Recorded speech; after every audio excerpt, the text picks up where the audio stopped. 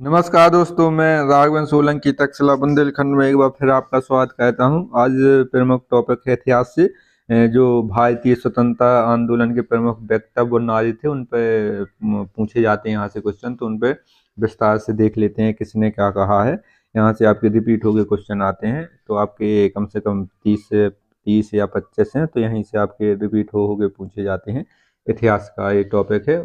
जो स्वतंत्रता संग्राम में 1857 की क्रांति में या 1947 में ये स्वतंत्रता सेनानी थे या जिन्होंने अपना योगदान दिया, तो उनके सबके नारे हैं, अंग्रेजों के खिलाफ हैं कुछ। ठीक है, तो जो भी अभ्यर्थी हमारे चैनल पर पहली बार जुड़ रहे हैं तो हमारे चैनल को सब्सक्राइब जरूर करें, लाइक करें और अपने मित्रों को शेयर जरूर कर दें। ठीक है, जो वनडे एग्जाम की तैयारी कर रहे हैं या जो आगामी परीक्षा हैं, ये आपके RPF SI कांस्टेबल की भी हैं और टेक्नीशियन की हैं, NTPC की हैं, ये सब इनके लिए है।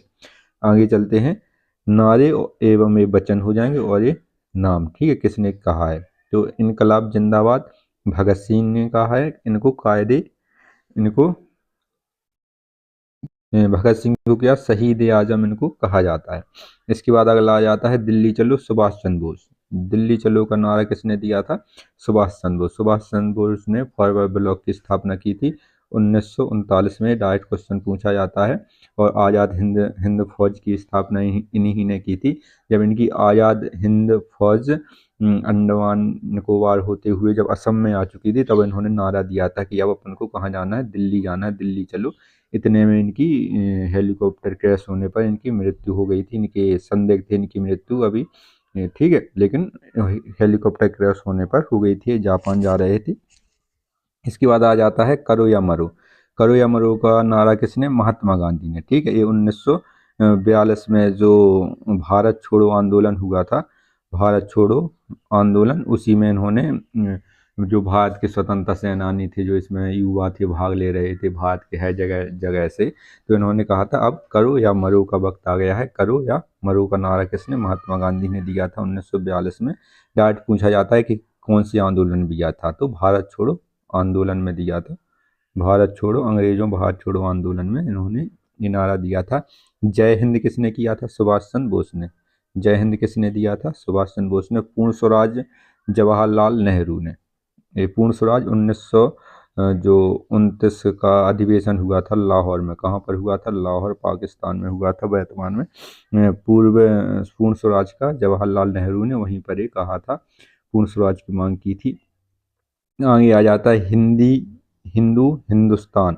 ये भारतेंदु हरिश्चंद्र ये लेखक हैं, कवि हैं, समाज सेवी हैं, समाज सुधारक हैं। ठीक है, इनकी रचनाएं गद्य में भी हैं, पद्य में भी हैं, कवि लेखक सब हैं।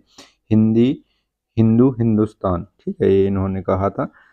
आगे चलते हैं और इसमें और भी दिए गए हैं, तो ये भी देख लेते हैं।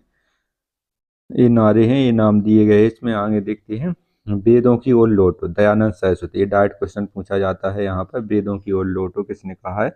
दयानंद सरस्वती ने। इन्होंने आर्य समाज की स्थापना की थी। ठीक, आर्य समाज की स्थापना की थी 1975 में। कब की थी? 1975 में स्थापना की थी आर्य समाज की। आगे चलते, आराम आराम हराम है। ये जवाहरलाल नेहरू ने कहा था कि संघर्ष करना पड़ेगा अगर अंग्रेजों को भगाना है। आराम क्या है? हराम। आराम से बैठे बैठे रहने से कुछ नहीं होगा। हे राम किसने कहा था? महात्मा गांधी ने। हे राम, ठीक है, हे राम किसने कहा था? महात्मा गांधी ने। भारत छोड़ो, ये भी महात्मा गांधी ने कहा था। जय जवान जय किसान, लाल बहादुर शास्त्री। जब लाल बहादुर शास्त्री जब दूसरे आपके प्रधानमंत्री बने जवाहरलाल नेहरू के बाद, तो इन्होंने जय जवान जय किसान, क्योंकि 1962 का युद्ध हुआ था, फिर 1965 में जब युद्ध हुआ पाकिस्तान से, तो इन्होंने नारा दिया था जय जवान जय किसान, क्योंकि जय जवान सीमा पर लड़ रहा था जवान, और किसान क्या है? अनाज उगाकर अपने देश को चला रहा था। ठीक है, तो इसको जय जवान और जय किसान का नारा दिया लाल बहादुर शास्त्री, ये ध्यान रखना। और जय जवान जय किसान और जय विज्ञान का नारा किसने दिया था? इसमें जय विज्ञान का नारा दिया था 1998 ईस्वी में। जो अटल बिहारी वाजपेयी थे उस समय प्रधानमंत्री, जब परमाणु का परीक्षण किया गया था, सफल हुआ था, तब इन्होंने जय जवान जय किसान और जय विज्ञान भी इसमें जोड़ दिया गया था। ठीक है, तो विज्ञान किसने कहा था? इसमें जोड़ा था अटल बिहारी वाजपेयी ने। ठीक है, इसके बाद आगे चलते हैं। आगे क्या है, मारो फिरंगी को, तो ये मंगल पांडे हो जाएंगे। 1958 स्वतंत्रता संग्राम में सबसे पहले गोली चलाने वाले नायक थे, स्वतंत्रता सेनानी थे। इन्होंने सबसे पहले अंग्रेजों पर गोली चलाई थी और इनको अप्रैल में फांसी दे गई थी। ठीक है, इनको 1 अप्रैल या उन्होंने गोली चलाई थी और इनको 12 अप्रैल या ऐसी इनको फांसी दे दी गई थी। तो सबसे पहले स्वतंत्र होने वाले 1857 की क्रांति में कौन थे, मंगल पांडे थे। इसके बाद जय जगत विनोबा भावे, किसने कहा था, जय जगत विनोबा भावे। कर मत दो, सरदार वल्लभ भाई पटेल। ठीक है, जो बारदौली में आंदोलन हुआ था तो उन्होंने कहा था कि कर मत दो, जो नमक पे कर लगता था उस समय। संपूर्ण क्रांति जयप्रकाश नारायण। ठीक है, जेपी, इनको जेपीपी कहा जाता है, जयप्रकाश नारायण हो जाएंगे। विजय विश्व तिरंगा, विजय विश्व तिरंगा प्यारा किसने कहा है, श्याम लाल गुप्ता पार्षद ने। ठीक है, ये श्याम लाल गुप्ता पार्षद थे, इनको पार्षद की उपाधि दी गई थी। विजय विश्व तिरंगा प्यारा श्याम लाल गुप्ता पार्षद, मोस्ट इम्पोर्टेंट पूछा जाता है। वंदे मातरम बंकिम बंकिम चंद्र चटर्जी ने कहा है। ठीक है, वंदे मातरम बंकिम चंद्र चटर्जी ने। जनगण मन अधिनायक जाया है रविन्द्रनाथ टैगोर ने। ठीक है, तो जनगण मन कहाँ से लिया गया है, गीतांजलि से, गीतांजलि से लिया गया है। गीतांजलि में क्या है, गीतांजलि के लिए उनको 1913 में साहित्य के लिए नोबेल पुरस्कार दिया गया था। ठीक है, रविन्द्रनाथ टैगोर जी को।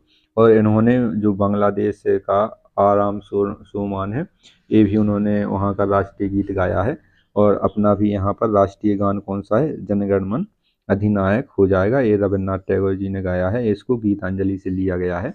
और एशिया में सबसे प्रथम साहित्य पुरस्कार पाने वाले या पुरस्कार पाने वाले भी रविन्द्रनाथ टैगोर जी 1913 में इनको दिया गया था साहित्य के लिए। साहित्य में कौन सी इनकी पुस्तक थी, या तो इनकी गीतांजलि हो जाएगी। कौन सी हो जाएगी, गीतांजलि हो जाएगी। आगे चलते हैं।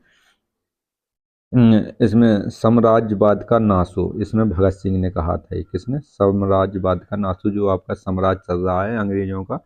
एक यहाँ पर आए थे व्यापार करने के लिए, लेकिन एक साम्राज्य स्थापित कर लिया था इन्होंने धीरे धीरे, तो उसका नाश करने के लिए साम्राज्यवाद का नाश हो। स्वराज हमारा जन्म सिद्ध अधिकार है, ये मोस्ट इम्पोर्टेंट है, इस पर मोस्ट इम्पोर्टेंट लगा लें, ये आपका जरूर पूछा जाता है, most very very most important है। बाल गंगाधर तिलक। ठीक है, बाल गंगाधर तिलक, स्वराज हमारा जन्म सिद्ध अधिकार है, बाल गंगाधर तिलक। ये गरम दल के नेता थे, लाल बाल पाल।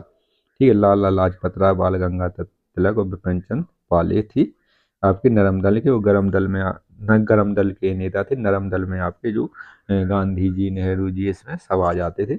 इसके बाद सरफरोशी की तमन्ना अब हमारे दिल में है, राम प्रसाद बिस्मिल। कौन थे इसमें, राम प्रसाद बिस्मिल ने कहा था, सरफरोशी की तमन्ना अब हमारे दिल में है, देखना कितना जोर बाजू के कातिल में है। ठीक है, सारे जहां से अच्छा हिंदुस्तान हमारा, ये इकबाल ने कहा था। क्या कहा था, सारे जहां से अच्छा हिंदुस्तान हमारा, ये इकबाल ने कहा था। सरफरोशी की तमन्ना अब हमारे दिल में है, राम प्रसाद बिस्मिल ने। ठीक है, राम प्रसाद बिस्मिल और भगत सिंह, राजगुरु, ये सब जब जेल से इनकी जाते थे अपने तारीखों पर, तो यही गाना गाया कहते थे, सरफरोशी की तमन्ना हमारे दिल में, यही गाना गा के आगे अपनी पेशी करने के लिए जाते थे। जब फांसी भी दी तो यही गाना गा रहे थे। और सारे जहां से अच्छा हिंदुस्तान हमारा, इकबाल ने कहा है। तुम मुझे खून दो मैं तुम्हें आज़ादी दूंगा। ठीक है, ये सुभाष चंद्र बोस ने कहा है। ये सुभाष चंद्र बोस ने कब कहा था, जब असम में जब इनकी सेना आ चुकी थी, इसमें जापान की सेना शामिल थी, तो इसमें जो आज़ाद हिंद फौज थी, उसमें जो माताएं थीं, जो इनके परिवार के लोग थे, या जो युवा वर्ग था, जो किसी का लड़का था, किसी का बेटा था, जो उसमें सेना में भर्ती हो सके, तो उन्होंने कहा था कि तुम मुझे खून दो मैं तुम्हें आज़ादी दिलाऊंगा। मतलब खून मतलब अपने बेटे को देना, अपने पति को सौंपना, या अपने जो आपका बेटा है, आपका पिताजी है, इनको सौंपना, मतलब जो युवा अवस्था में है, जो भर्ती हो सके। तो उन्होंने कहा था तुम मुझे खून दो मैं तुम्हें आज़ादी दूंगा, इसका सुभाष चंद्र बोस हो जाएंगे। साइमन कमीशन वापस जाओ, लाला लाजपत राय। जब साइमन कमीशन कब आया था, 3 जनवरी 1900 1928 को ये आया था। 1927 में इसका गठन हुआ था, 28 में आया था। जब ये पंजाब पहुंचा तो इन्होंने विरोध किया। लाला लाजपत राय के नेतृत्व में विरोध चल रहा था, साइमन कमीशन वापस जाओ। तो लाला लाजपत राय को वहाँ पर लाठियाँ पड़वा दी और जिसकी वजह से उनकी मृत्यु हो जाती है एक महीने के अंदर अंदर। इन्होंने कहा था। आगे चलते हैं। आगे आ जाता ह्यू लिव इन इंडिया डाइज, जो यहाँ पर रह रहे इंडिया में उनको मारो। ठीक है, जवाहरलाल नेहरू ने कहा। इसके बाद अगला आ जाता है, मेरे सिर पर लाठी का एक प्रहार अंग्रेजी शासन के ताबूत की कील साबित होगा। ठीक है, तो ये लाला लाजपत राय जी ने कहा था, क्योंकि जब ये पंजाब गया था साइमन कमीशन तो इन्होंने विरोध किया। विरोध में लाला लाजपत राय को लाठी डंडों से मारा पुलिस ने, जिसकी वजह से ये गंभीर रूप से घायल हो गए और 1 महीने या 20 दिन के अंदर अंदर इनकी मृत्यु हो गई। तो जब ये 20 दिन जीवित थे तो उन्होंने कहा था कि मेरे सिर पर लाठी का एक एक प्रहार अंग्रेजी शासन के ताबूत की कील साबित होगा। ठीक है, तो इसके बाद इनकी मृत्यु हो जाती है। आगे चलते मुसलमान मूक थे जो उन्होंने सुरक्षा की मांग की, और हिंदू उनसे भी मूक थे जो उन्होंने उस मांग को ठुकरा दिया। ये किसने? अब्दुल कलाम आज़ाद। ठीक है, जो अब्दुल कलाम ABJ अब्दुल कलाम नहीं है, ये अब्दुल कलाम आज़ाद हैं, जो 1944 से 1948 के बीच में ये अध्यक्ष रहे हैं। किसके? कांग्रेस के। ये कांग्रेस के अध्यक्ष रहे हैं। ये सबसे कम उम्र के कांग्रेस के अध्यक्ष बनने वाले नेता थे अब्दुल कलाम आज़ाद। और यहाँ से आपके जो भी क्वेश्चन पूछे जाते हैं, 10 यहाँ से आपके ये हो चुके हैं। तो यहाँ से आपके क्वेश्चन पूछे, एक इनकलाब जिंदाबाद, दिल्ली चलो, सुभाष चंद्र बोस। ठीक है, तो ये नारे हो गए, वचन हो गया, किसने नाम दिया, ये भी हो गए। और जो भी अभ्यास थी हमारे चैनल पर पहली बार जुड़ रहे हैं तो हमारे चैनल को सब्सक्राइब जरूर करें, लाइक करें और अपने मित्रों को शेयर जरूर करें। धन्यवाद साथी।